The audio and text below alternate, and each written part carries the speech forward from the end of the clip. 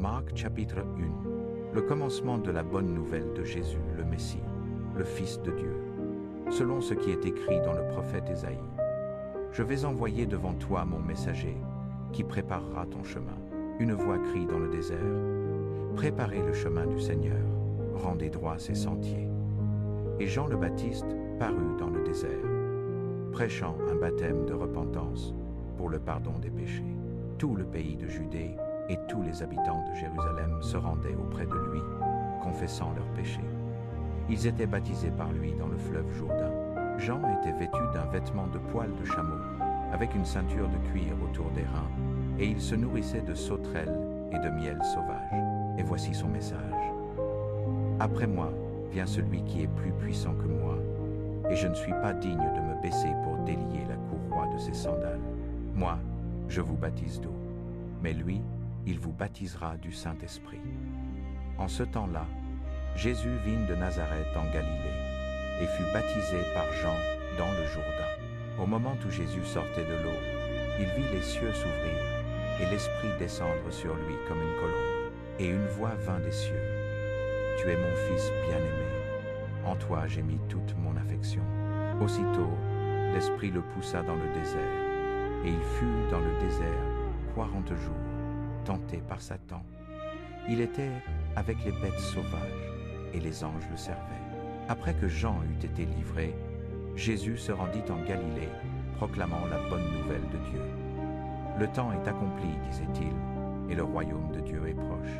Repentez-vous et croyez à la bonne nouvelle. Comme Jésus marchait le long de la mer de Galilée, il vit Simon et son frère André qui jetaient un filet dans la mer, car ils étaient pêcheurs. Venez à ma suite, leur dit Jésus, et je vous ferai devenir pêcheurs d'hommes. Aussitôt, ils laissèrent leur filet et le suivirent. Un peu plus loin, il vit Jacques, fils de Zébédée, et son frère Jean dans une barque, où ils préparaient leur filet.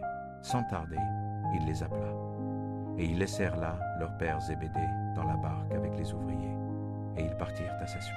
Ils se rendirent à Capernaum, et, le jour du sabbat, Jésus entra dans la synagogue et se mit à enseigner. On était émerveillé de son enseignement, car il enseignait en homme qui a autorité, et non pas comme les scribes. Juste à ce moment-là, il y avait dans leur synagogue un homme qui avait un esprit impur, et il se mit à crier, « Qui a-t-il entre nous et toi, Jésus de Nazareth? Es-tu venu pour nous détruire? Je sais qui tu es, le Saint de Dieu. Tais-toi, lui dit Jésus avec autorité, et sors de lui. » L'esprit impur secoua l'homme avec violence, poussa un grand cri et sortit de lui. Tous en furent tellement émerveillés qu'ils se demandaient les uns aux autres, « Qu'est-ce que cela ?» Un enseignement nouveau, avec autorité. Il commande même aux esprits impurs, et ils lui obéissent. Et aussitôt sa renommée se répandit partout dans toute la région de la Galilée. Dès qu'ils furent sortis de la synagogue, ils allèrent, avec Jacques et Jean, à la maison de Simon et d'André. La belle-mère de Simon était couchée, brûlante de fièvre, et aussitôt on parla d'elle à Jésus. Il s'approcha, la prit par la main et la fit lever. La fièvre la quitta et elle se mit à les servir. Le soir venu, après le coucher du soleil, on lui amena tous ceux qui étaient malades et possédés de démons. Toute la ville s'était rassemblée à la porte, et Jésus guérit de nombreuses personnes atteintes de diverses maladies. Il chassa aussi beaucoup de démons, mais il ne permettait pas aux démons de parler, parce qu'ils savaient qui il était. Très tôt le matin, alors qu'il faisait encore nuit, Jésus se leva, sortit de la maison, et s'en alla dans un endroit désert, où il priait. Simon et ses compagnons se mirent à sa recherche, et quand ils le trouvèrent, ils lui dirent, « Tout le monde te cherche. »« Allons ailleurs, dans les bourgs voisins, répondit Jésus, afin que j'y prêche aussi, car c'est pour cela que je suis venu. » Il parcourut donc toute la Galilée, prêchant dans leur synagogue et chassant les démons. Un lépreux vint à lui, le supplia à genoux et lui dit, « Si tu le veux, tu peux me rendre pur. » Jésus eut de la compassion. Il étendit la main, le toucha et lui dit, « Je le veux, sois pur. » Aussitôt la lèpre le quitta, et il fut purifié. Jésus le renvoya sur le champ avec une sévère mise en garde. « Vois à ne le dire à personne, mais va plutôt te montrer au prêtre et offre, pour ta purification, ce que Moïse a prescrit, en témoignage pour eux. Mais lui, au lieu de s'en aller, se mit à proclamer et à publier la nouvelle partout, de sorte que Jésus ne pouvait plus entrer ouvertement dans une ville, mais qu'il restait dehors, dans des lieux déserts. Et du monde entier, les gens venaient à lui. Marc, chapitre 2. Quelques jours plus tard, lorsque Jésus entra de nouveau à Capernaüm, les gens entendirent qu'il était à la maison. Ils se rassemblèrent en si grand nombre qu'il n'y avait plus de place, pas même devant la porte. Et il leur prêchait la parole. Quelques hommes vinrent auprès de lui, portant un paralytique soutenu par 4 d'entre eux. Comme ils ne pouvaient l'amener jusqu'à Jésus à cause de la foule, ils ouvrirent le toit au-dessus de lui, et, après l'avoir percé, ils descendirent le lit sur lequel était couché le paralytique. Jésus, voyant leur foi, dit au paralytique, « Fils, tes péchés sont pardonnés. » Or, il y avait là des scribes assis qui raisonnaient ainsi dans leur cœur. « Pourquoi cet homme parle-t-il de la sorte? Il blasphème. Qui peut pardonner les péchés, si ce n'est Dieu seul? » Aussitôt, Jésus connut dans son esprit ce qu'ils pensaient en leur cœur, et il leur dit, « Pourquoi raisonnez-vous de la sorte? Qu'est-ce qui est plus facile à dire à ce paralytique? Tes péchés sont pardonnés, ou lève-toi, prends ton lit et marche. Mais, afin que vous sachiez que le Fils de l'homme a sur la terre le pouvoir de pardonner les péchés, il dit à ce paralytique, « Je te le dis, lève-toi, prends ton lit et va chez toi. » Il se leva, prit son lit, et sortit en présence de tous, de sorte que tous en furent stupéfaits et glorifiaient Dieu, en disant, « Nous n'avons jamais rien vu de pareil. » Jésus sortit de nouveau vers le lac. Toute la foule vint à lui, et il les enseignait. En passant, il vit Lévi, fils d'Alphée, assis au bureau des impôts, et il lui dit, « Suis-moi. » Lévi se leva et le suivit. Comme Jésus était à table dans la maison de Lévi, beaucoup de collecteurs d'impôts et de pécheurs étaient à table avec Jésus et ses disciples, car ils étaient nombreux à le suivre. Les scribes du parti des pharisiens, les voyant manger avec les pécheurs et les collecteurs d'impôts, dirent à ses disciples, « Pourquoi mange-t-il et boit-il avec les collecteurs d'impôts et les pécheurs ?» L'ayant entendu, Jésus leur dit, « Ce ne sont pas les gens valides qui ont besoin de médecins, mais les malades. Je ne suis pas venu appeler des justes, mais des pécheurs. » Les disciples de Jean et ceux des pharisiens jeûnaient.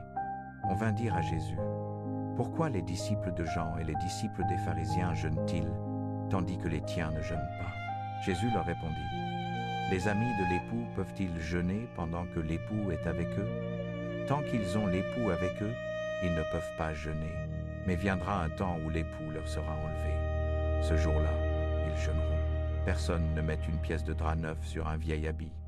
Sinon, le neuf emporte du vieux, et la déchirure devient pire. Personne ne met du vin nouveau dans de vieilles outres.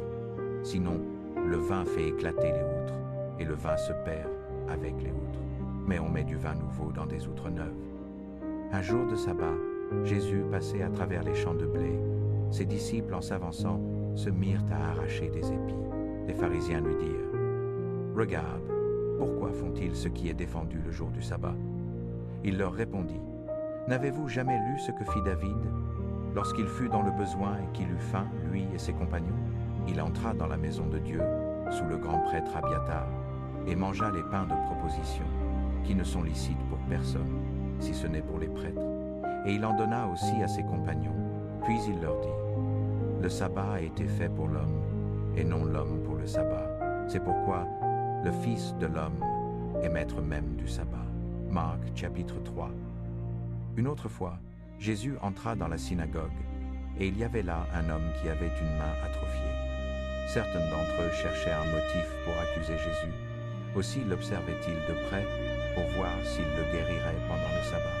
Jésus dit à l'homme qui avait la main atrophiée, « Lève-toi et place-toi au milieu. » Puis Jésus leur dit, « Lequel est conforme à la loi pendant le sabbat?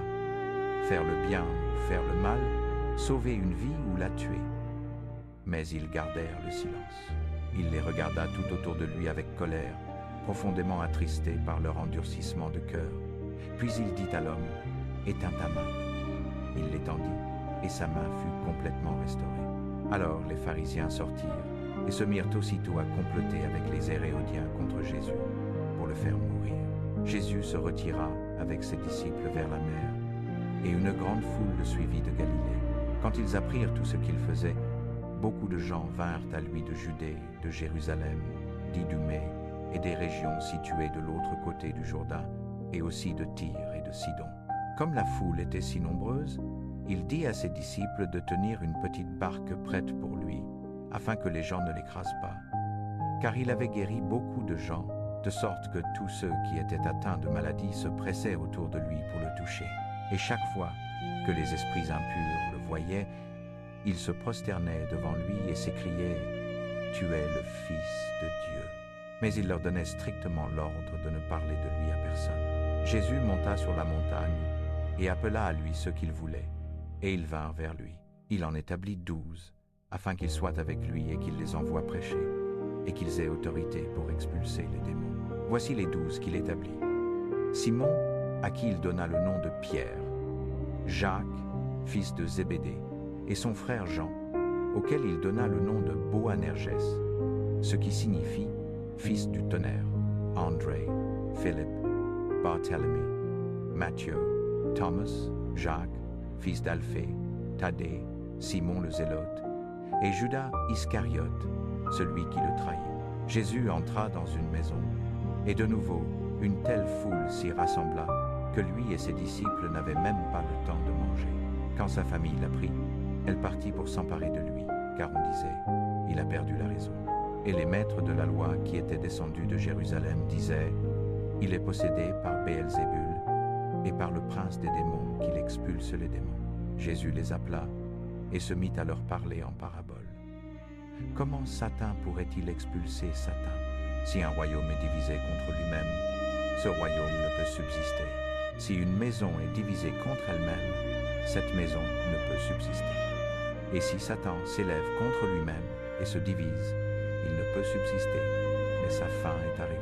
En vérité, je vous le dis, aux hommes seront pardonnés tous leurs péchés et toutes les injures qu'ils profèrent. Mais celui qui aura insulté l'Esprit Saint n'aura jamais pardon. Il est coupable d'un péché éternel. Il disait cela parce qu'il disait « Il a un esprit impur ». La mère de Jésus et ses frères arrivèrent alors, et restant dehors, ils envoyèrent quelqu'un l'appeler. Une foule était assise autour de lui, et on lui dit « Ta mère et tes frères sont dehors et te cherchent. » Il répondit « Qui est ma mère et qui sont mes frères ?» Puis, regardant ceux qui étaient assis en cercle autour de lui, il dit « Voici ma mère et mes frères. Quiconque fait la volonté de Dieu est mon frère, ma sœur et ma mère. » Marc, chapitre 4. De nouveau, Jésus se mit à enseigner au bord du lac.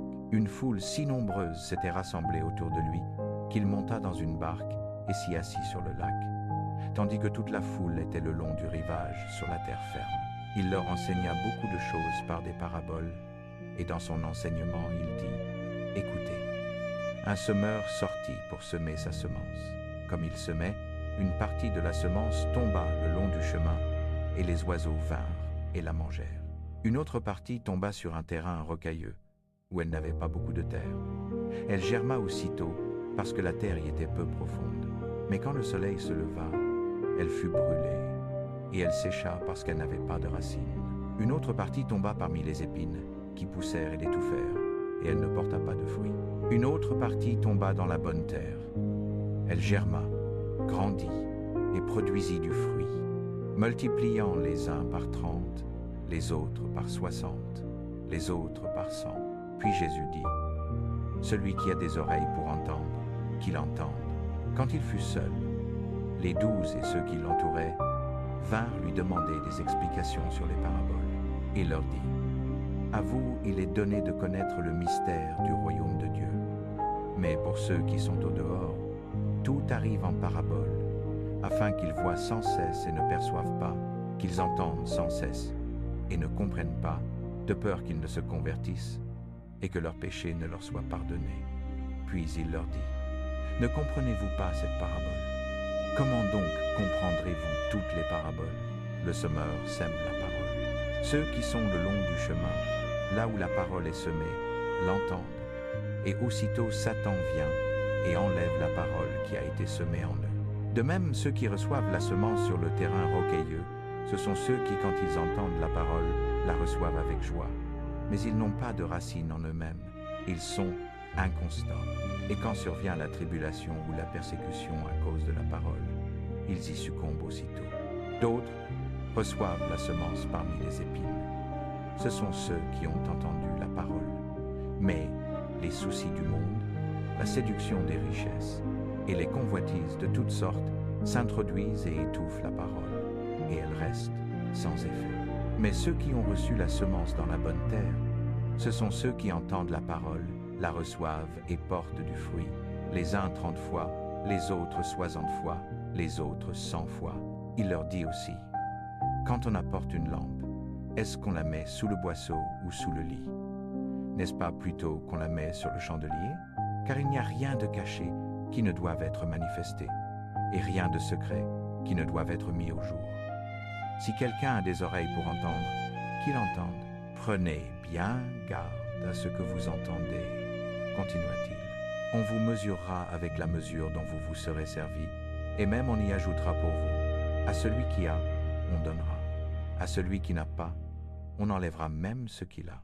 Il dit encore, à quoi comparerons-nous le royaume de Dieu?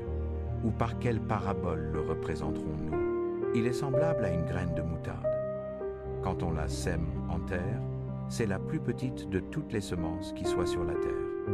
Mais quand on l'a semée, elle monte, devient la plus grande de toutes les plantes du potager, et pousse de si grands rameaux que les oiseaux du ciel peuvent s'abriter à son ombre. Avec beaucoup de paraboles de ce genre, Jésus leur parlait la parole, selon qu'ils étaient capables de l'entendre. Il ne leur disait rien sans employer une parabole. Mais quand il était seul avec ses disciples, il leur expliquait tout. Ce jour-là, le soir venu, il dit à ses disciples, « Passons à l'autre rive. » Laissant la foule, ils l'emmenèrent, tel qu'il était, dans la barque. Il y avait aussi d'autres barques qui l'accompagnaient. Il s'élève une violente tempête, et les vagues se jetaient dans la barque, au point que la barque se remplissait déjà. Jésus était à l'arrière, endormi sur un coussin. On le réveille, et on lui dit, « Maître, tu ne te soucies pas que nous périssions ?» Il se réveille, menace le vent, et dit à la mer, « Tais-toi, calme-toi. » Le vent cessa, et il se fit un grand calme. Il leur dit, « Pourquoi avez-vous si peur? N'avez-vous pas encore la foi ?» Ils furent saisis d'une grande frayeur, et ils se disaient les uns aux autres, « Qui est donc celui-ci, à qui obéissent le vent et la mer ?» Marc chapitre 5.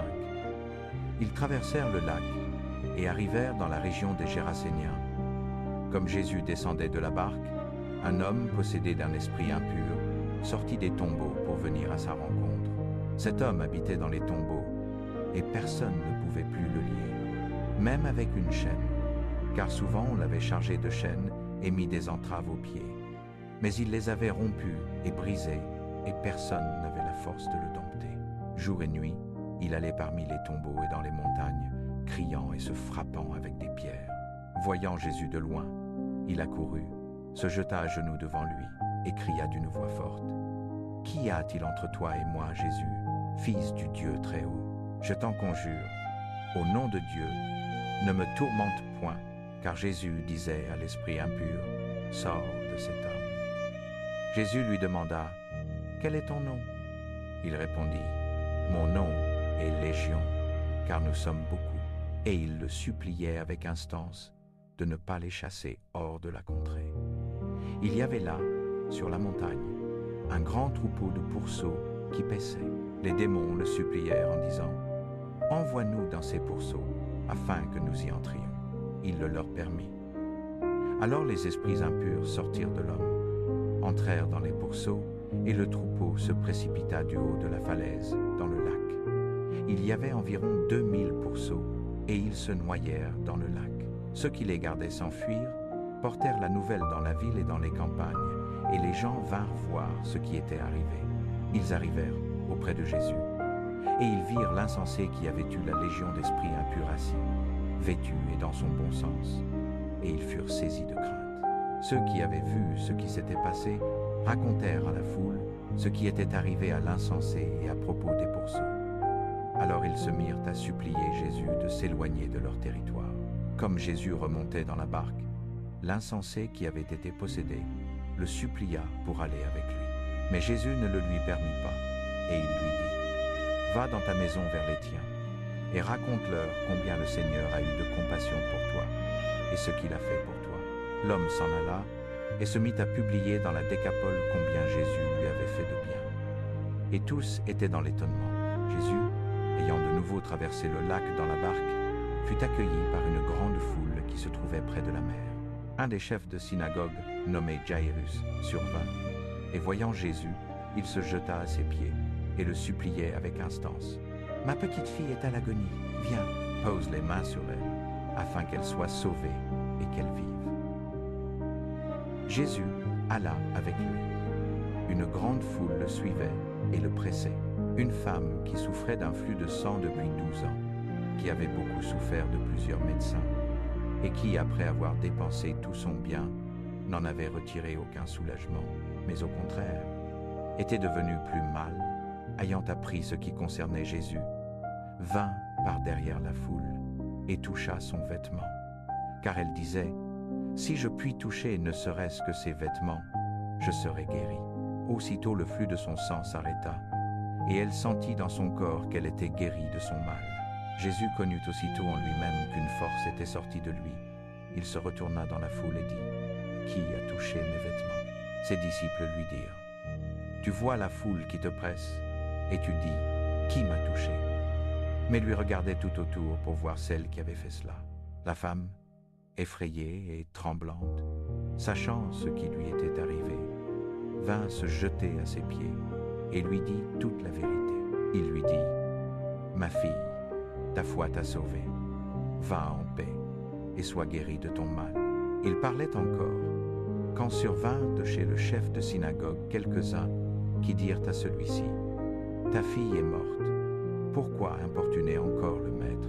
Mais Jésus, ayant entendu ces paroles, dit au chef de synagogue, « Ne crains point, crois seulement. » Il ne permit à personne de le suivre, si ce n'est à Pierre, à Jacques et à Jean, frères de Jacques. Ils arrivèrent à la maison du chef de synagogue, et Jésus vit une foule en tumulte qui criait et se lamentait. Il entra et dit, « Pourquoi ce tumulte et ces pleurs?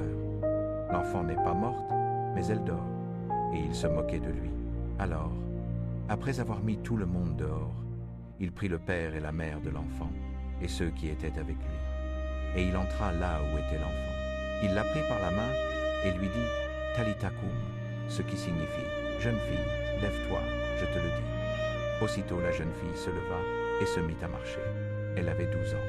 Tous en furent stupéfaits. Il leur recommanda fortement de n'en parler à personne. Et il dit de lui donner à manger. Marc, chapitre 6. Jésus partit de là et se rendit dans son lieu d'origine, accompagné de ses disciples. Quand le sabbat arriva, il se mit à enseigner dans la synagogue, et beaucoup de ceux qui l'entendaient étaient stupéfaits. « D'où cela lui vient-il » demandait-il. « Cette sagesse qui lui a été donnée, ces miracles étonnants qu'il accomplit. N'est-ce pas le charpentier, le fils de Marie, le frère de Jacques, de Joseph, de Judas et de Simon? Et ses sœurs ne sont-elles pas ici chez nous ?» Et ils étaient scandalisés à son sujet. Jésus leur dit, « Un prophète n'est sans honneur que dans sa patrie, parmi ses parents et dans sa maison. » Il ne put y accomplir aucun miracle, sinon qu'il imposa les mains à quelques malades et les guérit. Il s'étonna de leur manque de foi. Puis Jésus parcourut les villages d'alentour, enseignant. Il appela les 12 à lui, et se mit à les envoyer 2 par 2, en leur donnant autorité sur les esprits impurs. Voici les instructions qu'il leur donna. Ne prenez rien pour le voyage, qu'un bâton, ni pain, ni sac, ni argent dans vos ceintures. Portez des sandales, mais pas de tunique supplémentaire. Partout où vous entrerez dans une maison, restez-y jusqu'à ce que vous partiez de là. Et si quelque lieu ne vous accueille pas et n'écoute pas, partez de là et secouez la poussière de vos pieds, en témoignage contre eux. Ils partirent et prêchèrent que les gens se repentent. Ils chassèrent beaucoup de démons, oignirent d'huile beaucoup de malades et les guérirent. Le roi Hérode entendit parler de cela, car le nom de Jésus était devenu célèbre. Certains disaient, Jean le Baptiste est ressuscité d'entre les morts, et c'est pourquoi les pouvoirs miraculeux agissent en lui. D'autres disaient, c'est Élie, et d'autres encore, c'est un prophète comme ceux d'autrefois. Mais quand Hérode entendit cela, il dit, Jean, que j'ai décapité, est ressuscité. En effet, Hérode lui-même avait donné l'ordre d'arrêter Jean et de le mettre en prison. Il l'avait fait à cause d'Hérodiade, la femme de son frère Philippe, qu'il avait épousée. Car Jean disait à Hérode, il n'est pas permis pour toi d'avoir la femme de ton frère. Hérodiade lui gardait rancune et voulait le tuer, mais elle ne le pouvait pas, car Hérode craignait Jean, le protégeait, sachant que c'était un homme juste et saint. Quand il entendait Jean, il était très troublé, mais il aimait l'écouter. Enfin, l'occasion favorable survint. C'était l'anniversaire d'Hérode.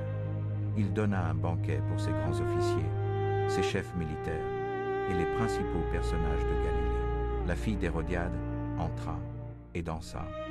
Elle plut à Hérode et à ses convives. Le roi dit à la jeune fille, « Demande-moi ce que tu veux, et je te le donnerai. » Et il lui fit ce serment.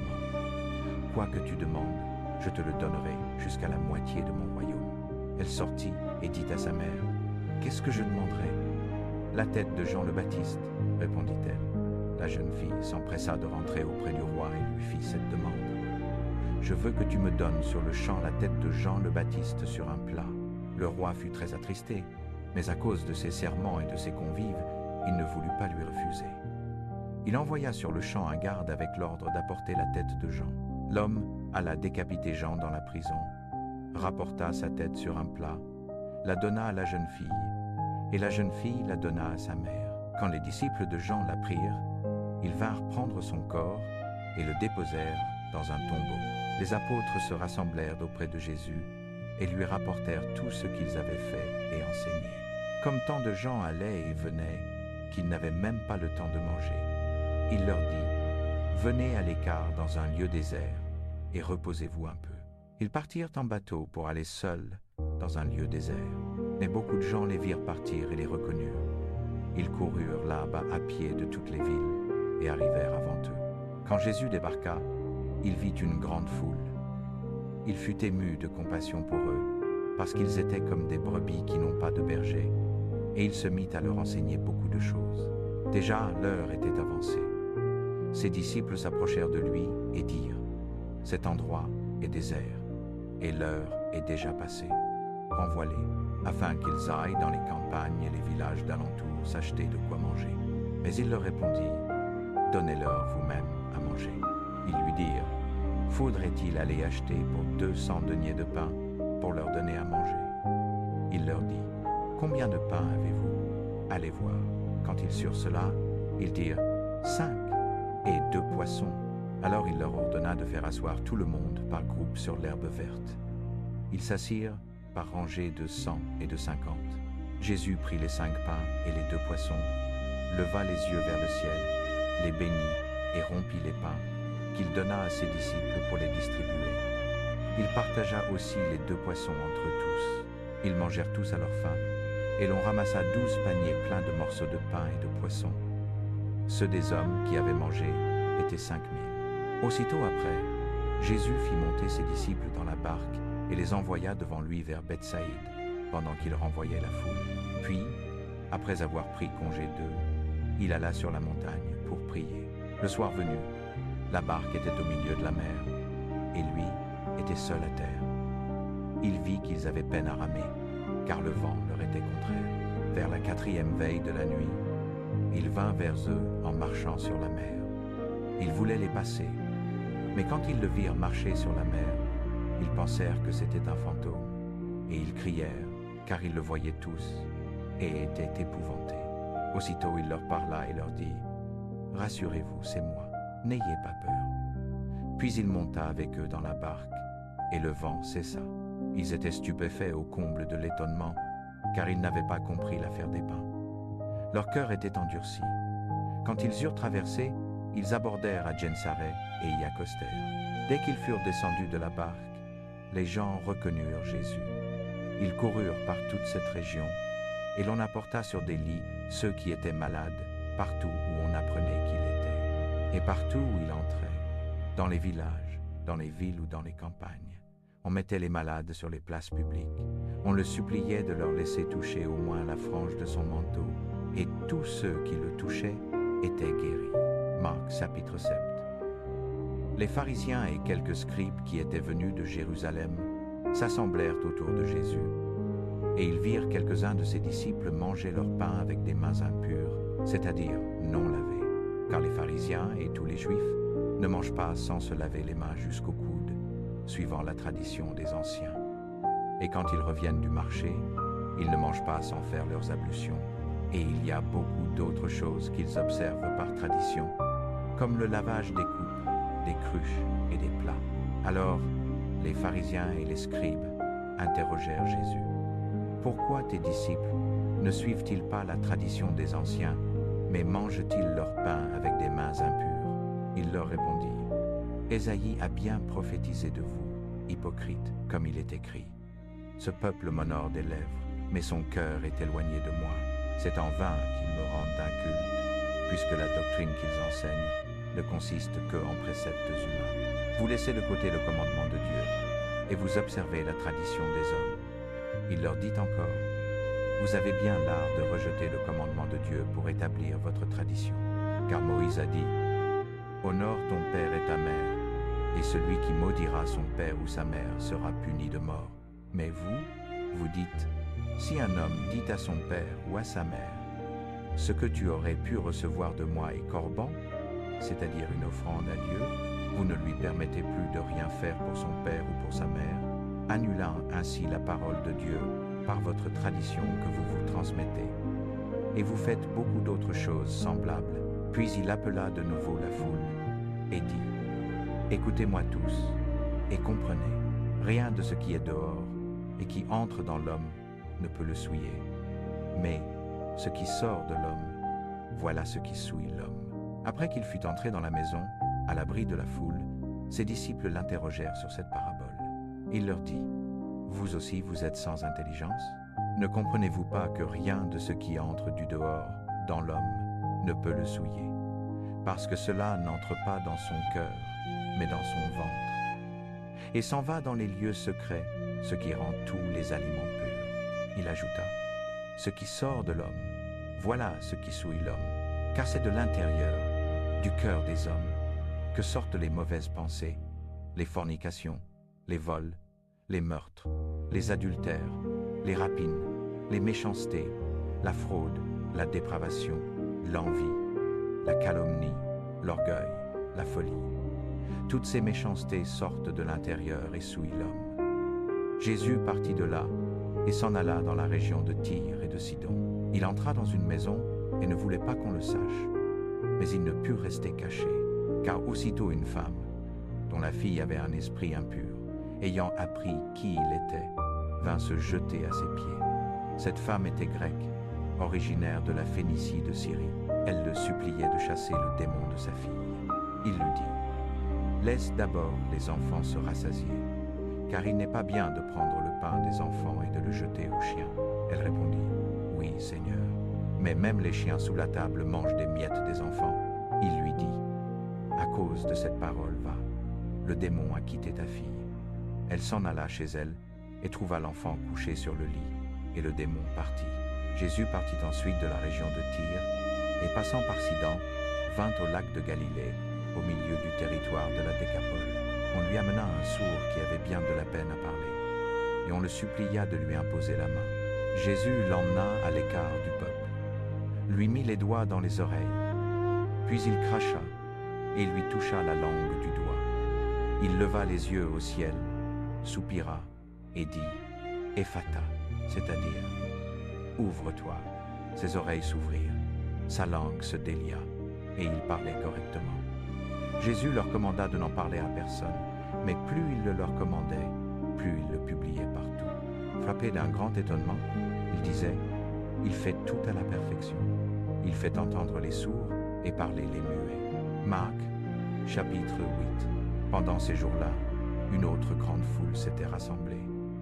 Et comme ils n'avaient rien à manger, Jésus appela ses disciples auprès de lui et leur dit, « J'ai compassion de ces gens, car ils sont avec moi depuis 3 jours, et ils n'ont rien à manger.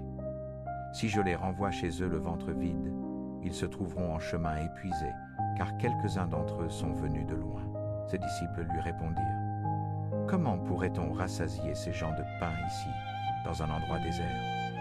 Jésus leur demanda, « Combien de pain avez-vous » Ils dirent, « 7. » Alors, il ordonna à la foule de s'asseoir par terre. Prenant les 7 pains et ayant rendu grâce, il les rompit et les donna à ses disciples pour qu'ils les distribuent.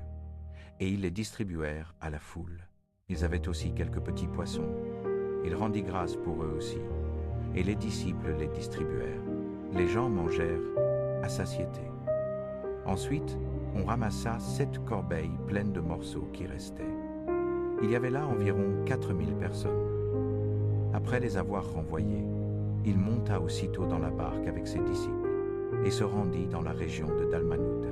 Les pharisiens survinrent et se mirent à discuter avec Jésus, cherchant à le mettre à l'épreuve. Ils lui demandèrent un signe du ciel. Il soupira profondément dans son esprit et dit, « Pourquoi cette génération demande-t-elle un signe? En vérité, je vous le dis, il ne lui sera pas donné de signe. » Puis il les quitta, remonta dans la barque et passa de l'autre côté du lac. Les disciples avaient oublié d'emporter du pain, et ils n'avaient avec eux dans la barque qu'un seul pain. Jésus leur donna cet avertissement. « Prenez garde, méfiez-vous du levain des pharisiens et du levain d'Hérode. » Ils se mirent à discuter entre eux, disant, « C'est que nous n'avons pas de pain. » Jésus, s'apercevant de leur discussion, leur dit, « Pourquoi discutez-vous parce que vous n'avez pas de pain? N'avez-vous pas encore de cœur? N'avez-vous pas encore les yeux pour voir, les oreilles pour entendre? Ne vous souvenez-vous pas, quand j'ai rompu les 5 pains pour les 5000, combien avez-vous ramassé de paniers pleins de morceaux? » Ils lui dirent, 12. Et quand j'ai rompu les 7 pains pour les 4000, combien de corbeilles pleines de morceaux avez-vous ramassé? Ils dirent, 7. Il leur dit, ne comprenez-vous pas encore? Ils arrivèrent à Bethsaïde, et on amena à Jésus un aveugle, en le priant de le toucher. Il prit l'aveugle par la main, le fit sortir du village, cracha sur ses yeux, posa les mains sur lui, et lui demanda, « Vois-tu quelque chose ?» L'aveugle leva les yeux et dit, « Je vois les hommes, ils ont l'air d'arbres qui marchent. » Jésus posa de nouveau les mains sur ses yeux, et il vit clairement, sa vue fut entièrement rendue, et il voyait tout distinctement. Jésus lui dit, « Ne rentre pas au village. » Jésus partit de là avec ses disciples pour aller aux environs de Césarée de Philippe. En chemin, il interrogea ses disciples en disant, « Qui suis-je, moi ?» disent les gens. Ils répondirent, « Jean le Baptiste. D'autres disent, Élie, et d'autres, un des prophètes. Et vous, leur dit-il, qui dites-vous que je suis? » Pierre répondit, « Tu es le Christ. » Alors il leur recommanda fortement de ne parler de lui à personne. Il se mit à leur enseigner qu'il fallait que le Fils de l'homme souffrit beaucoup, qu'il fût rejeté par les anciens, les grands prêtres et les scribes, qu'il fût tué et qu'après 3 jours il ressuscita. Il disait cette parole ouvertement. Pierre, le prenant à part, se mit à le reprendre. Mais Jésus, se retournant et voyant ses disciples, reprit Pierre et dit, « Arrière de moi, Satan, car tu ne savoures pas les choses de Dieu, mais celles des hommes. » Appelant à lui la foule avec ses disciples, il leur dit, « Si quelqu'un veut venir après moi, qu'il renonce à lui-même, qu'il se charge de sa croix et qu'il me suive. Car quiconque voudra sauver sa vie la perdra, mais quiconque perdra sa vie à cause de moi et de l'Évangile la sauvera. Et que sert à l'homme de gagner le monde entier, s'il perd son âme? Ou que pourra-t-il donner en échange de son âme? Car quiconque aura eu honte de moi et de mes paroles dans cette génération adultère et pécheresse, le Fils de l'homme aura aussi honte de lui, quand il viendra dans la gloire de son Père avec les saints anges. Marc, chapitre 9. Et il leur dit, « En vérité, je vous le dis, il y en a quelques-uns qui sont ici, et qui ne goûteront point la mort avant qu'ils aient vu le royaume de Dieu venir avec puissance. » Après 6 jours, Jésus prit Pierre, Jacques et Jean, et les emmena seuls à part sur une haute montagne. Là, il fut transfiguré devant eux. Ses vêtements devinrent éclatants de blancheur, d'une blancheur telle que nul blanchisseur sur la terre ne peut blanchir de la sorte. Et Élie et Moïse leur apparurent, et ils s'entretenaient avec Jésus. Pierre dit à Jésus, « Rabbi, il est bon que nous soyons ici. Faisons 3 tentes, une pour toi, une pour Moïse et une pour Élie. » Ils ne savaient pas ce qu'ils disaient, car ils étaient effrayés. Une nuée survint, qui les couvrit de son ombre, et il vint de la nuée une voix, « Celui-ci est mon fils bien-aimé, écoutez-le. » Et soudain, quand ils regardèrent autour d'eux, ils ne virent plus personne avec Jésus, si ce n'est eux-mêmes. Comme ils descendaient de la montagne, Jésus leur donna l'ordre de ne dire à personne ce qu'ils avaient vu, jusqu'à ce que le Fils de l'homme ressuscitât d'entre les morts. Ils gardèrent la chose entre eux, se demandant ce que signifie ressusciter d'entre les morts. Et ils l'interrogèrent, disant, « Pourquoi les scribes disent-ils qu'Élie doit venir auparavant ?» Il leur répondit, « Pour sûr, Élie vient d'abord et rétablit toutes choses. Et pourquoi est-il écrit au sujet du Fils de l'homme qu'il souffrira beaucoup et sera rejeté? Mais je vous dis qu'Élie est venu, et ils lui ont fait tout ce qu'ils ont voulu, comme il est écrit de lui. » Quand ils vinrent vers les autres disciples, ils virent une grande foule autour d'eux, et des scribes qui discutaient avec eux. Et aussitôt toute la foule, en voyant Jésus, fut saisie d'étonnement, et elle accourut pour le saluer. Il leur dit, « De quoi discutez-vous avec eux ?» Un homme de la foule lui répondit, « Maître, je t'ai amené mon fils, qui est possédé d'un esprit muet, et chaque fois qu'il le saisit, il le jette à terre, il écume, grince des dents, et devient tout raide. J'ai prié tes disciples de le chasser, et ils n'ont pas pu. » « Ô génération incrédule, leur répondit Jésus, « jusqu'à quand serai-je avec vous? Jusqu'à quand vous supporterai-je? Amenez-le-moi. » Ils l'amenèrent, et quand l'esprit vit Jésus, il agita aussitôt le garçon, qui tomba à terre et se roula par terre en écumant. Jésus interrogea le père. « Depuis combien de temps cela lui arrive-t-il? » « Depuis son enfance, répondit-il. Et souvent il l'a jeté soit au feu, soit dans l'eau, pour le faire périr. Mais si tu peux quelque chose, aie compassion de nous et aide-nous. » « Si tu peux, répondit Jésus, tout est possible à celui qui croit. » Aussitôt le père de l'enfant s'écria, « Je crois, viens au secours de mon incrédulité. » Jésus, voyant que la foule accourait, menaça l'esprit impur et lui dit, « Esprit muet et sourd, je te l'ordonne, sors de lui et n'y rentre plus. » Ayant poussé un cri, l'esprit secoua l'enfant avec violence et sortit. L'enfant devint comme mort, de sorte que beaucoup disaient, « Il est mort. » Mais Jésus, le prenant par la main, le releva, et il se leva. Quand Jésus fut rentré dans la maison, ses disciples lui demandèrent en particulier, « Pourquoi n'avons-nous pu le chasser ?»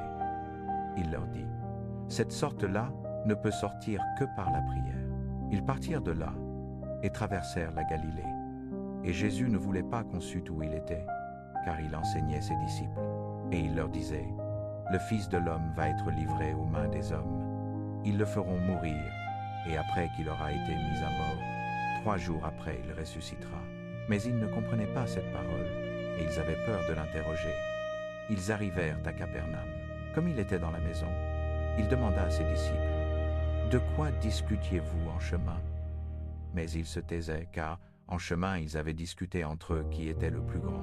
S'étant assis, Jésus appela les 12 et leur dit, « Si quelqu'un veut être le premier, il sera le dernier de tous et le serviteur de tous. » Et il prit un petit enfant, le plaça au milieu d'eux, et le prenant dans ses bras, il leur dit, « Quiconque reçoit un de ces petits enfants en mon nom, me reçoit moi, et quiconque me reçoit, ne me reçoit pas moi, mais celui qui m'a envoyé. » Jean lui dit, « Maître, nous avons vu quelqu'un qui chasse les démons en ton nom, et nous l'en avons empêché parce qu'il ne nous suit pas. » « Ne l'en empêchez pas, dit Jésus, car il n'y a personne qui fasse un miracle en mon nom, et qui puisse aussitôt après parler mal de moi, car celui qui n'est pas contre nous est pour nous. En vérité, je vous le dis, celui qui vous donnera un verre d'eau à boire parce que vous appartenez au Christ ne perdra point sa récompense. Et quiconque scandalise un de ces petits qui croient en moi, Mieux vaudrait pour lui qu'on lui mît au cou une meule de moulin et qu'on le jetât à la mer. Et si ta main est pour toi une occasion de chute, coupe-la. Mieux vaut pour toi entrer dans la vie manchot que d'avoir deux mains et d'aller au feu qui ne s'éteint point dans la géhenne. Et si ton pied est pour toi une occasion de chute, coupe-le. Mieux vaut pour toi entrer dans la vie boiteuse que d'avoir deux pieds et d'être jeté dans la géhenne. Et si ton œil est pour toi une occasion de chute, arrache-le. Mieux vaut pour toi entrer dans le royaume de Dieu borgne que d'avoir deux yeux et d'être jeté dans la géhenne, où leur ver ne meurt point, et où le feu ne s'éteint point, car tout homme sera salé de feu. Le sel est une bonne chose, mais si le sel devient insipide, avec quoi le sèlerez-vous? Ayez du sel en vous-même, et soyez en paix les uns avec les autres. Marc, chapitre 10. Jésus partit de là et se rendit dans la région de la Judée et au-delà du Jourdain. Encore une fois, des foules vinrent à lui, et, selon sa coutume, il les enseignait. Des pharisiens s'approchèrent, et pour le mettre à l'épreuve, lui demandèrent « Est-il permis à un homme de répudier sa femme ?» Il leur répondit « Que vous a commandé Moïse ?» Ils dirent « Moïse a permis à l'homme d'écrire une lettre de répudiation et de la répudier. C'est à cause de la dureté de votre cœur que Moïse vous a écrit ce commandement, » répondit Jésus. Mais au commencement de la création, Dieu les fit mâles et femelles. C'est pourquoi l'homme quittera son père et sa mère, et s'attachera à sa femme, et les deux deviendront une seule chair. Ainsi, ils ne sont plus deux, mais une seule chair. C'est pourquoi ce que Dieu a uni, que l'homme ne le sépare pas. Quand ils furent de nouveau dans la maison, les disciples l'interrogèrent à ce sujet. Il leur dit « Celui qui répudie sa femme et en épouse une autre, commet l'adultère envers elle. Et si elle répudie son mari et en épouse un autre, elle commet l'adultère. » On amenait des petits-enfants à Jésus pour qu'il leur imposât les mains, mais les disciples les en empêchèrent. Jésus vit cela, s'irrita et leur dit « Laissez venir à moi les petits-enfants et ne les en empêchez pas, car le royaume de Dieu est pour des êtres de cette sorte. En vérité, je vous le dis, quiconque ne reçoit pas le royaume de Dieu comme un petit enfant n'y entrera point. » Puis il prit les enfants dans ses bras, leur imposa les mains et les bénit. Comme Jésus se mettait en route, un homme accourut, se jeta à genoux devant lui et lui demanda « Bon maître, que dois-je faire pour hériter la vie éternelle ?» Jésus lui dit « Pourquoi m'appelles-tu bon? Nul n'est bon, sinon Dieu seul. Tu connais les commandements. Tu ne commettras point d'adultère. Tu ne tueras point. Tu ne déroberas point. Tu ne porteras point de faux témoignages. Tu ne déshonoreras point ton père et ta mère. » Il répondit « Maître, j'ai gardé toutes ces choses dès ma jeunesse. » Jésus, le regardant, l'aima et lui dit « Une chose te manque. Va, vends tout ce que tu as, donne-le aux pauvres, et tu auras un trésor dans le ciel. Puis viens et suis-moi. » À ces mots, son visage devint sombre, et il s'en alla tout triste, car il avait de grands biens. Jésus, regardant autour de lui, dit à ses disciples qu'il est difficile à ceux qui ont des richesses d'entrer dans le royaume de Dieu. Les disciples en furent stupéfaits, et Jésus reprit « Enfants, dit-il, qu'il est difficile de rentrer dans le royaume de Dieu. Il est plus facile à un chameau de passer par le trou d'une aiguille qu'à un riche d'entrer dans le royaume de Dieu. » Ils en furent encore plus étonnés, et se dirent les uns aux autres « Qui donc peut être sauvé ?» Jésus les regardant dit « Aux hommes cela est impossible, mais non pas à Dieu, car tout est possible à Dieu. » Pierre lui dit « Voici que nous avons tout quitté et que nous t'avons suivi. » Jésus répondit « En vérité, je vous le dis, nul n'est-il qui ait quitté maison, ou frère, ou sœur, ou mère, ou père, ou enfant, ou champ, à cause de moi et à cause de l'Évangile, qui ne reçoivent 100 fois autant, maintenant ce temps-ci, des maisons, des frères, des sœurs, des mères, des enfants, des champs, avec les persécutions, et, au siècle à venir, la vie éternelle. Mais beaucoup de premiers seront derniers, et les derniers seront premiers. Ils étaient en chemin pour monter à Jérusalem, et Jésus marchait devant eux. Ils étaient stupéfaits, et ceux qui suivaient étaient effrayés. Prenant de nouveau les 12 à part, il se mit à leur dire ce qui devait lui arriver. « Voici que nous montons à Jérusalem, dit-il, et le Fils de l'homme sera livré aux grands prêtres et aux scribes. Ils le condamneront à mort et le livreront aux païens, qui se moqueront de lui, cracheront sur lui, le flagelleront et le feront mourir. Et 3 jours après, il ressuscitera. » Jacques et Jean, fils de Zébédée, s'approchèrent de lui et lui dirent « Maître, nous voulons que tu fasses pour nous ce que nous te demanderons. »« Que voulez-vous que je fasse pour vous ?»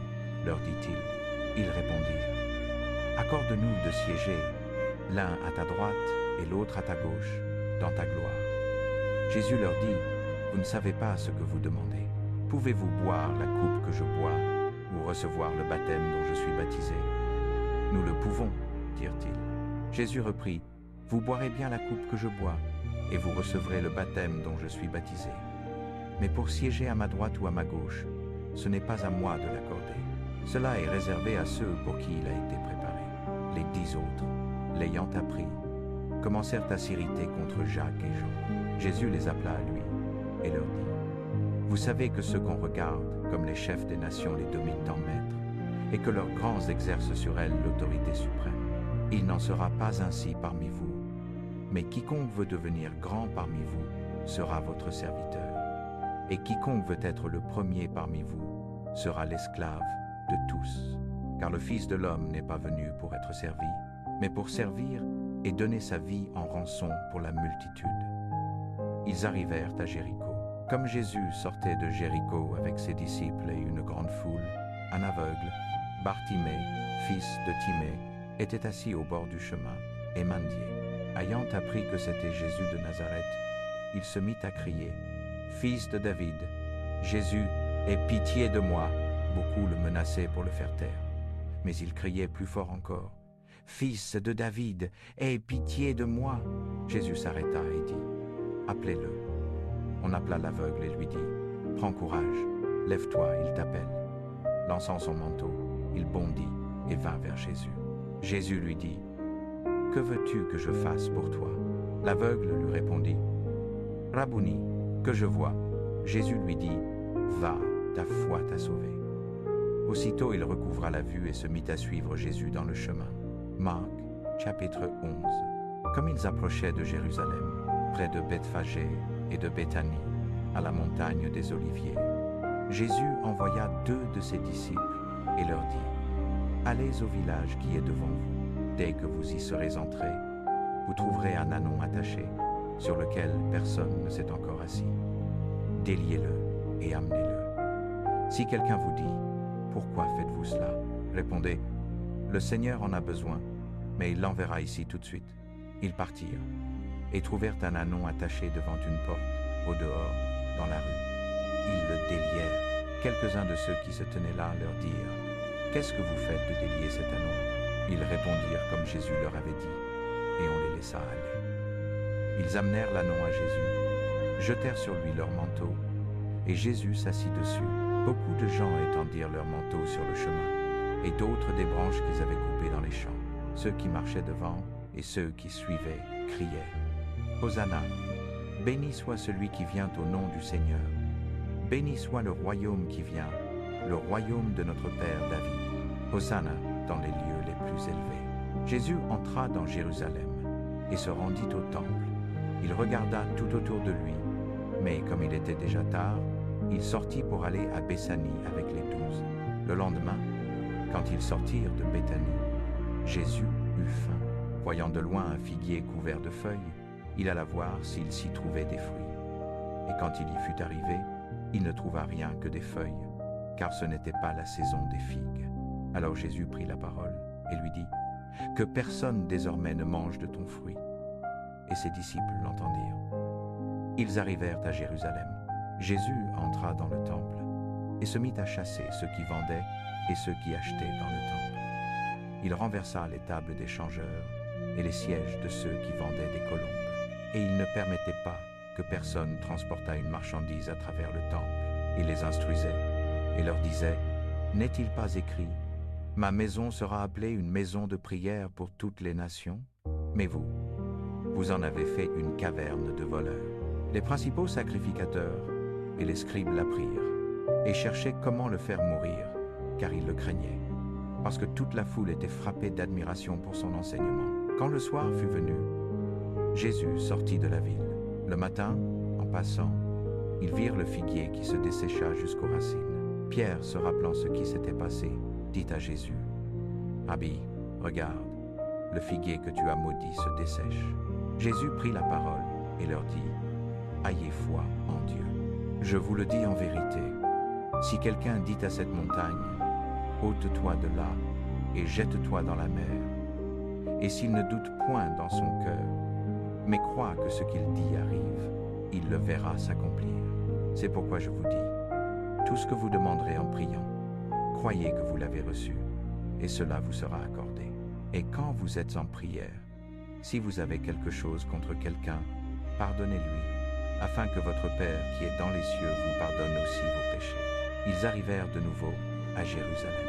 Comme Jésus se promenait dans le temple, les principaux sacrificateurs, les scribes et les anciens vinrent à lui et lui dirent, « Par quelle autorité fais-tu ces choses?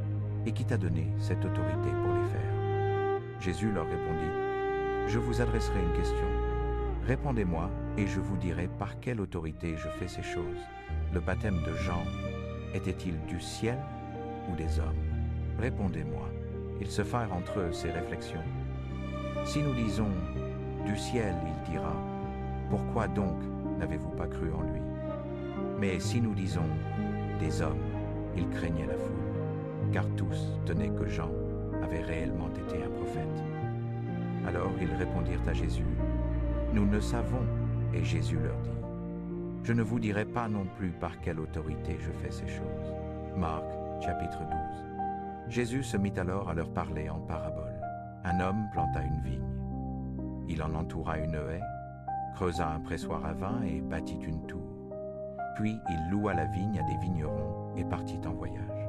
Au temps des fruits, il envoya un serviteur chez les vignerons pour en recevoir du fruit de la vigne. Mais ceux-ci se saisirent de lui, le battirent et le renvoyèrent les mains vides. Il envoya encore chez eux un autre serviteur, celui-là. Ils le frappèrent à la tête et le traitèrent avec outrage. Il en envoya un autre et ils le tuèrent.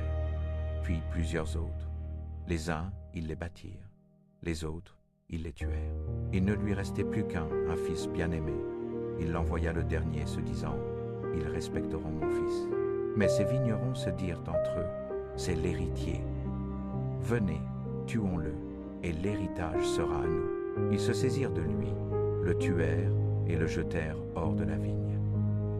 Que fera donc le maître de la vigne? Il viendra, il fera périr les vignerons et donnera la vigne à d'autres. N'avez-vous jamais lu dans l'Écriture cette parole? La pierre qu'ont rejetée les bâtisseurs est devenue la pierre angulaire. C'est l'œuvre du Seigneur et cette chose merveilleuse à nos yeux. Les grands prêtres, les scribes et les anciens cherchaient le moyen de s'emparer de lui, car ils savaient que c'était contre eux qu'il avait dit cette parabole. Mais ils craignaient la foule. Le laissant, ils s'en allèrent. Ils envoyèrent ensuite auprès de lui quelques-uns des pharisiens et des héréodiens pour le prendre au piège de sa parole. Ils vinrent et lui dirent, « Maître, nous savons que tu es véridique et que tu ne t'inquiètes de personne, car tu ne fais pas exception de personne, mais que tu enseignes la voie de Dieu selon la vérité. Est-il permis de payer le tribut à César ou non? Devons-nous payer ou ne devons-nous pas payer? » Mais Jésus, connaissant leur hypocrisie, leur dit, « Pourquoi me tendez-vous un piège? Apportez-moi un denier que je vois. » Ils le lui apportèrent. Et Jésus leur dit, « À qui ressemble cette effigie et à qui cette inscription? » « À César, lui répondirent-ils. Alors Jésus leur dit, « Rendez à César ce qui est à César, et à Dieu ce qui est à Dieu. » Et ils en restèrent stupéfaits. Les Sadducéens, qui disent qu'il n'y a pas de résurrection, vinrent auprès de lui et l'interrogèrent, en disant, « Maître, Moïse a écrit pour nous que, s'il arrive qu'un frère meure et laisse une femme, mais sans laisser d'enfant, son frère épousera la veuve et suscitera une postérité à son frère. Il y avait 7 frères. Le premier se maria et mourut sans laisser de postérité. Le second l'épousa et mourut sans laisser de postérité. le troisième de même, et aucun des 7 ne laissa de postérité. La femme aussi mourut après eux tous. Au jour de la résurrection, de laquelle des 7 sera-t-elle épouse? Car les 7 l'ont eue pour femme. Jésus leur répondit, « N'êtes-vous pas dans l'erreur pour ce que vous ne comprenez ni les Écritures, ni la puissance de Dieu? Lors de la résurrection, quand les morts ressusciteront, on ne prendra ni femme ni mari, mais ils sont comme les anges dans les cieux.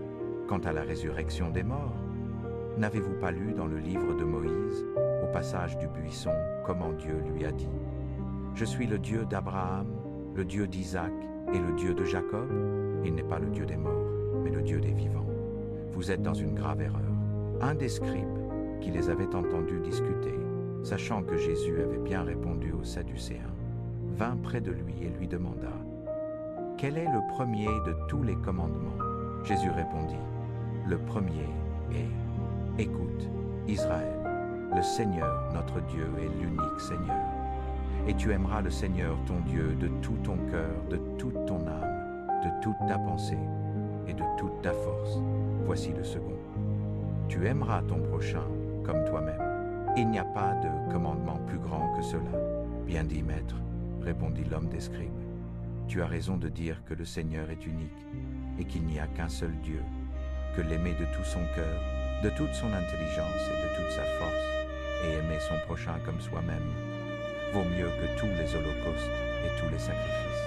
Jésus, voyant qu'il avait répondu avec intelligence, lui dit, « Tu n'es pas loin du royaume de Dieu. » Et personne n'osait plus l'interroger.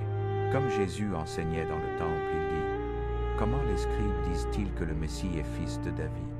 David lui-même, inspiré par l'Esprit Saint, a déclaré, « Le Seigneur a dit à mon Seigneur, assieds-toi à ma droite, jusqu'à ce que je mette tes ennemis sous tes pieds. » David lui-même l'appelle Seigneur.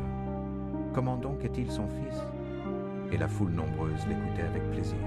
Et Jésus disait dans son enseignement, « Gardez-vous des scribes qui aiment à se promener en robe longue, à être salués dans les places publiques, à occuper les premiers sièges dans les synagogues et les places d'honneur dans les repas, qui dévorent les maisons des veuves, et pour l'apparence font de longues prières. Ceux-là recevront un jugement plus sévère. » Jésus, s'étant assis vis-à-vis du trésor, regardait comment la foule y mettait de l'argent. Beaucoup de riches y en mettaient beaucoup. Il vint ensuite une veuve pauvre qui y mit 2 petites pièces de cuivre, valant un quart d'as. Appelant ses disciples, Jésus leur dit, « En vérité, je vous le dis, cette veuve pauvre a mis plus que tous ceux qui ont mis dans le trésor, car ils ont tous mis de leur superflu. Mais elle, de sa pénurie, y a mis tout ce qu'elle possédait, tout ce qu'elle avait pour vivre. » Marc, chapitre 13. Comme Jésus sortait du temple, un de ses disciples lui dit, « Maître, regarde quelle pierre, quelle construction magnifique. » Jésus lui répondit, « Tu vois ces grands édifices? Il n'y restera pas pierre sur pierre. Tout sera renversé. » Comme il était assis sur le mont des Oliviers, en face du temple, Pierre, Jacques, Jean et André lui demandèrent en particulier, « Dis-nous quand ces choses arriveront-elles, et quel sera le signe que tout cela va s'accomplir? » Jésus leur dit, « Prenez garde que personne ne vous séduise. Plusieurs viendront en mon nom disant, « C'est moi », et ils séduiront beaucoup de gens. Quand vous entendrez parler de guerre et de bruit de guerre, ne vous alarmez pas. Il faut que ces choses arrivent, mais ce ne sera pas la fin. Nation se soulèvera contre nation, et royaume contre royaume. Il y aura des tremblements de terre en divers lieux et des famines. Cela ne sera que le commencement des douleurs. Prenez garde à vous-même. On vous livrera aux tribunaux. Vous serez battus dans les synagogues. Vous comparaîtrez devant des gouverneurs et des rois à cause de moi, pour servir de témoignage à leur endroit. Et l'évangile doit d'abord être prêché à toutes les nations. Quand on vous emmènera pour vous traduire en justice, ne vous inquiétez pas d'avance de ce que vous direz, mais dites ce qui vous sera donné à l'heure même. Car ce ne sera pas vous qui parlerez, ce sera l'Esprit Saint. Le frère livrera son frère à la mort, et le père son enfant. Les enfants se soulèveront contre leurs parents et les feront mettre à mort. Vous serez haïs de tous à cause de mon nom. mais celui qui aura persévéré jusqu'à la fin sera sauvé. Quand vous verrez l'abomination de la désolation établie là où elle ne doit pas l'être, que le lecteur comprenne. Alors, ceux qui seront en Judée, qu'ils fuient dans les montagnes, que celui qui sera sur le toit ne descende pas pour entrer et prendre quelque chose de sa maison, et que celui qui sera dans le champ ne retourne pas en arrière pour prendre son manteau. Malheur aux femmes enceintes et à celles qui allaiteront en ces jours-là. Priez pour que cela n'arrive pas en hiver, car ces jours-là seront de l'angoisse, tel qu'il n'y en a point eu de semblable depuis le commencement de la création que Dieu a créée jusqu'à présent, et qu'il n'y en aura jamais de semblable. Si le Seigneur n'avait pas abrégé ces jours-là, personne ne serait sauvé. Mais à cause des élus qu'il a choisis, il a abrégé ces jours-là. Alors, si quelqu'un vous dit « Voici le Christ » ou « Le voici », ne le croyez pas, car il s'élèvera de faux Christ et de faux prophètes qui feront des signes et des prodiges pour séduire, s'il est possible, même les élus. Prenez garde, je vous ai tout annoncé d'avance. Mais en ces jours-là, après cette détresse, le soleil s'obscurcira, la lune ne donnera plus sa lumière, les étoiles tomberont du ciel, et les puissances qui sont dans les cieux seront ébranlées. Alors, on verra le Fils de l'homme venant dans les nuées, avec grande puissance et gloire, et il enverra les anges, qui rassemblera ses élus des quatre vents, de l'extrémité de la terre jusqu'à l'extrémité du ciel. Apprenez cette parabole tirée du figuier. Quand ses branches deviennent tendres et qu'elles poussent des feuilles, vous connaissez que l'été est proche. De même, quand vous verrez ces choses arriver, sachez que cela est proche, à la porte. En vérité, je vous le dis, cette génération ne passera point, que toutes ces choses ne soient arrivées. Le ciel et la terre passeront, mais mes paroles ne passeront point. Pour ce qui est de ce jour et de cette heure, nul ne les connaît, ni les anges dans le ciel, ni le Fils, mais le Père seul. Veillez, restez éveillés, car vous ne savez pas quand le temps viendra. C'est comme un homme qui part en voyage, qui laisse sa maison, qui donne à ses serviteurs autorité sur chacun et qui ordonne au portier de veiller. Veillez donc, car vous ne savez pas quand le maître de la maison viendra, soit le soir, soit au milieu de la nuit, soit au chant du coq, soit le matin. S'il vient tout à coup, qu'il ne vous trouve pas endormi. Ce que je vous dis, je le dis à tous. Veillez. Marc, chapitre 14. La Pâque et la fête des pains sans levain devaient avoir lieu 2 jours après. Les principaux sacrificateurs et les scribes cherchaient comment arrêter Jésus à la dérobée et le faire mourir. Mais ils disaient, pas pendant la fête, de peur que la foule ne se tumultue. Comme Jésus était à Béthanie, dans la maison de Simon le lépreux, et qu'il était à table, une femme vint avec un vase d'albâtre contenant un parfum de nard pur de grand prix. Elle brisa le vase et versa le parfum sur la tête de Jésus. Quelques-uns, indignés entre eux, disaient « À quoi bon ce gaspillage de parfum? On aurait pu vendre ce parfum plus de 300 deniers et donner cet argent aux pauvres. » Et il la réprimandait. Mais Jésus dit « Laissez-la, pourquoi la tourmentez-vous? Elle a fait un bon ouvrage pour moi, car les pauvres, vous en avez toujours avec vous, et vous pouvez leur faire du bien quand vous voulez. Mais moi, vous ne m'avez pas toujours. Elle a fait ce qu'elle pouvait. Elle a pris les devants pour oindre mon corps en vue de l'ensevelissement. Je vous le dis en vérité. Partout où l'évangile sera prêché dans le monde entier, ce qu'elle a fait sera raconté aussi, et on se souviendra d'elle. Alors Judas Iscariote, un des 12, se rendit auprès des principaux sacrificateurs pour leur livrer Jésus. Ils en furent joyeux et promirent de lui donner de l'argent. Et ils cherchaient comment ils le livreraient à une occasion favorable. Le premier jour de la fête des pains sans levain, où l'on immolait la Pâque, les disciples de Jésus lui dirent « Où veux-tu que nous allions te préparer pour manger la Pâque ?» Il envoya 2 de ses disciples et leur dit « Allez à la ville. Un homme portant une cruche d'eau viendra à votre rencontre.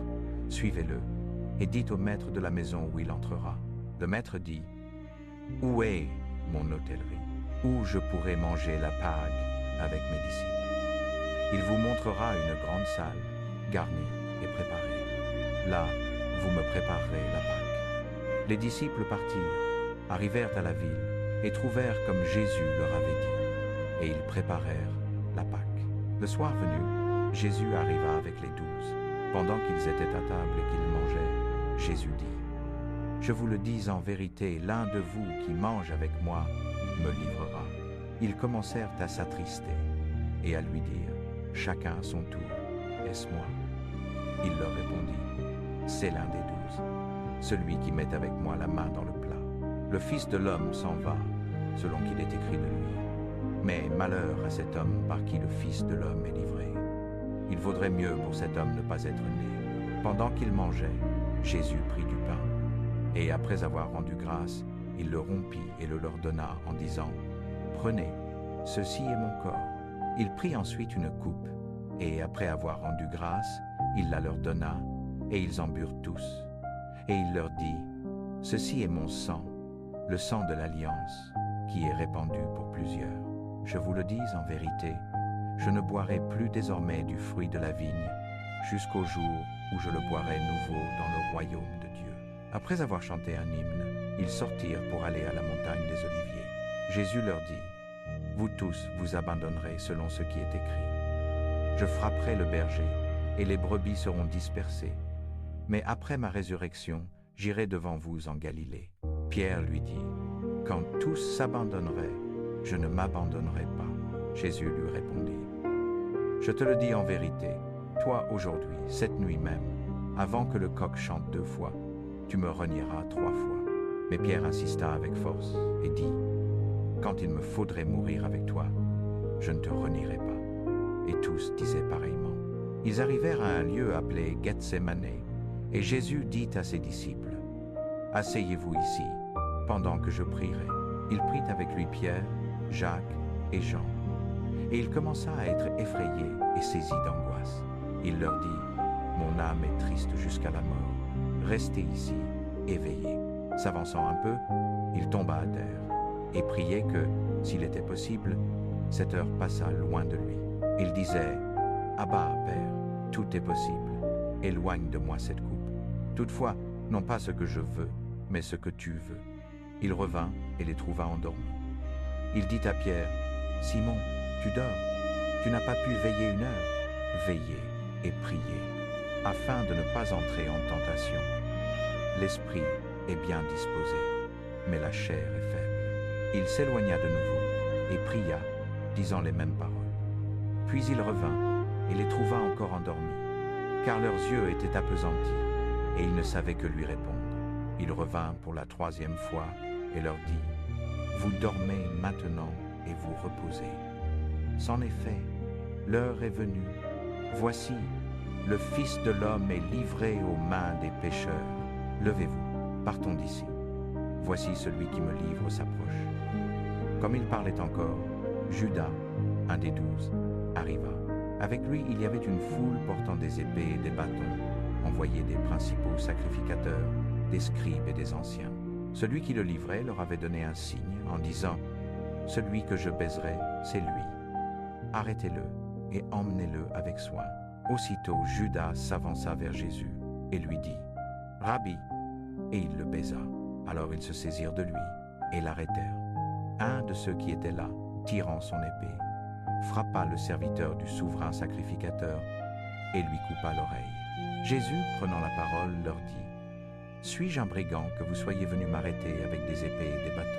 Tous les jours j'étais auprès de vous dans le temple, enseignant, et vous ne m'avez pas arrêté. Mais, pour que les Écritures soient accomplies. » Alors, tous l'abandonnèrent et s'enfuirent. Un jeune homme le suivait, vêtu seulement d'un linge de lin sur son corps nu, et on se saisit de lui. Mais il laissa le linge et s'enfuit nu. Ils emmenèrent Jésus chez le souverain sacrificateur. Et tous les principaux sacrificateurs, les anciens et les scribes, s'assemblèrent.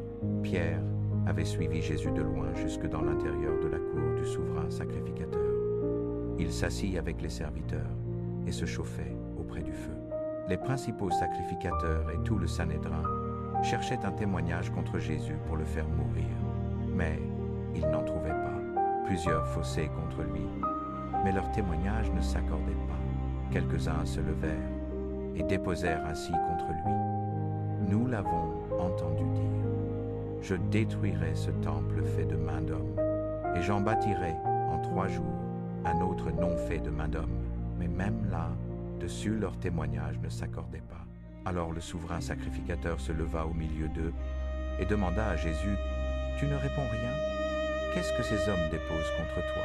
Mais Jésus garda le silence et ne répondit rien. Le souverain sacrificateur l'interrogea de nouveau et lui dit, « Es-tu le Christ, le Fils du Dieu béni ?» Jésus répondit, « Je le suis. Et vous verrez le Fils de l'homme assis à la droite de la puissance et venant sur les nuées du ciel. » Le souverain sacrificateur déchira ses vêtements et dit, « Qu'avons-nous encore besoin de témoins? Vous avez entendu le blasphème, que vous en semble? » Tous le condamnèrent comme méritant la mort. Quelques-uns se mirent à cracher sur lui, à lui couvrir le visage, à le frapper à coups de poing et à lui dire « Prophétise ». Et les serviteurs le traitèrent à coups. Pierre était en bas, dans la cour. Une des servantes du souverain sacrificateur vint, et, voyant Pierre qui se chauffait, elle le considéra attentivement et dit, « Toi aussi, tu étais avec Jésus de Nazareth. » Mais il nia, disant, « Je ne sais pas, je ne comprends pas ce que tu veux dire. » Et il sortit dans le vestibule. La servante le vit et se mit de nouveau à dire à ceux qui étaient là, « Celui-ci est de leur nombre. » Mais il le nia encore.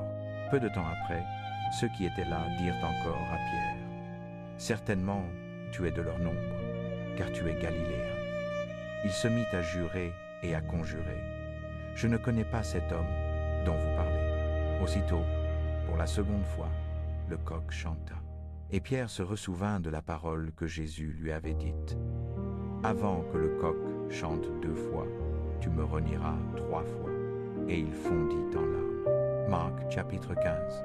Très tôt le matin, les grands prêtres, avec les anciens, les scribes et tout le Sanhédrin, tirent conseil. Puis, ayant lié Jésus, ils l'emmenèrent et le livrèrent à Pilate. Pilate l'interrogea, « Es-tu le roi des Juifs ?» Jésus lui répondit, « Tu le dis. » Les grands prêtres l'accusaient de beaucoup de choses. Pilate l'interrogea de nouveau, « Ne réponds-tu rien? Vois de combien de choses il t'accuse. » Mais Jésus ne répondit rien davantage, de sorte que Pilate en était fort étonné. À chaque fête de la Pâque, il relâchait à la foule un prisonnier qu'elle réclamait. Il y avait dans la prison le nommé Barabbas, avec les factieux, qui avait commis un meurtre dans la sédition. La foule s'approcha et demanda à Pilate de leur faire la grâce accoutumée. Pilate leur répondit, « Voulez-vous que je vous relâche le roi des Juifs ?» Car il savait que c'était par envie que les grands prêtres l'avaient livré. Mais les grands prêtres excitèrent la foule à demander qu'il leur relâchât plutôt Barabbas. Pilate reprit, « Que ferai-je donc de celui que vous appelez le roi des Juifs ?» Ils crièrent, « Crucifie-le !» « Mais qu'a-t-il fait de mal ?» demanda Pilate. Ils crièrent plus fort encore, « Crucifie-le !» Pilate, voulant contenter la foule, leur relâcha Barabbas. Et après avoir fait fouetter Jésus, il le livra pour qu'il fût crucifié. Les soldats l'emmenèrent à l'intérieur du palais, c'est-à-dire au prétoire, et convoquèrent toute la cohorte. Ils le revêtirent de pourpre, tressèrent une couronne d'épines et la posèrent sur sa tête. Puis, ils se mirent à le saluer. « Salut, roi des Juifs !» Et ils lui frappaient la tête avec une canne, crachaient sur lui, et fléchissant les genoux, ils se prosternaient devant lui. Après s'être moqués de lui, ils lui ôtèrent la pourpre et lui remirent ses vêtements. Puis ils le menèrent dehors pour le crucifier. Ils réquisitionnèrent pour porter sa croix un certain Simon de Cyrène, le père d'Alexandre et de Rufus, qui revenait des champs. On amena Jésus au lieu appelé Golgotha, ce qui signifie crâne. Ils lui offrirent du vin mêlé de myrrhe, mais il n'en but pas. Ils le crucifièrent et se partagèrent ses vêtements, en tirant au sort pour savoir à qui chacun reviendrait. C'était la 3e heure quand ils le crucifièrent. L'inscription qui indiquait la cause de sa condamnation portait « Le roi des Juifs ». Ils crucifièrent avec lui 2 brigands, un à sa droite et l'autre à sa gauche. Les passants l'injuriaient, hochant la tête et disant « Toi qui détruis le temple et le rebâtis en 3 jours, sauve-toi toi-même, descends de la croix. » De même, les grands prêtres se moquaient de lui entre eux avec les scribes, en disant « Il a sauvé les autres, il ne peut se sauver lui-même. » Que le Messie, le roi d'Israël, descende maintenant de la croix, afin que nous voyions et que nous croyions. Et ceux qui étaient crucifiés avec lui l'insultaient aussi.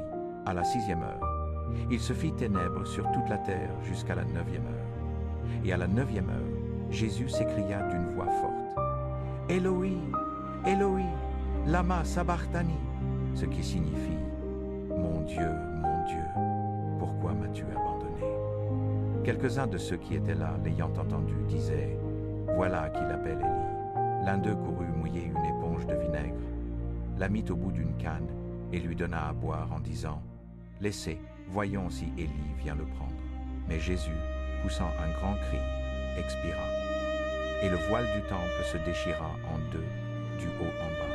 Le centurion qui se tenait en face de lui, voyant qu'il avait expiré ainsi, dit, « Vraiment, cet homme était fils de Dieu. » Il y avait aussi des femmes qui regardaient de loin.